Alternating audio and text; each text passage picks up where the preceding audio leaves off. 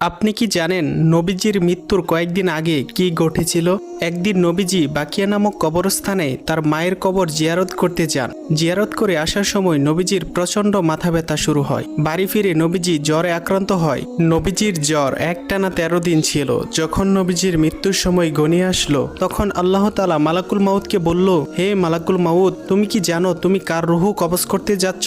সে হলো আমার প্রাণের বন্ধু। তাকে সৃষ্টি না করলে আমি দুনিয়া সৃষ্টি করতাম না। আমার বন্ধুর সাথে বেয়াদবি কইরো না। আমার বন্ধু যদি অনুমতি দেয় তাহলেই তার রুহু কবজ করবে, নয়তো আমার কাছে ফিরে আসবে। তখন মালাকুল মাউত নবীজির ঘরে উপস্থিত হলো এবং নবীজিকে সালাম করে বলল, হে আল্লাহর নবী, আমি মালাকুল মাউত। আমি পৃথিবীর সকল প্রাণীর রুহু কবজ করি, কিন্তু কখনোই কারো কাছে অনুমতি চাইনি। কিন্তু আজ আল্লাহ তাআলা আপনার অনুমতি নিয়ে রুহু কবজ করতে বলেছেন। আপনি যদি অনুমতি দেন তাহলে আপনার রুহু কবজ করব, নয়তো আল্লাহ তাআলা ফিরে যেতে বলেছেন। তখন নবীজি অনুমতি দিলেন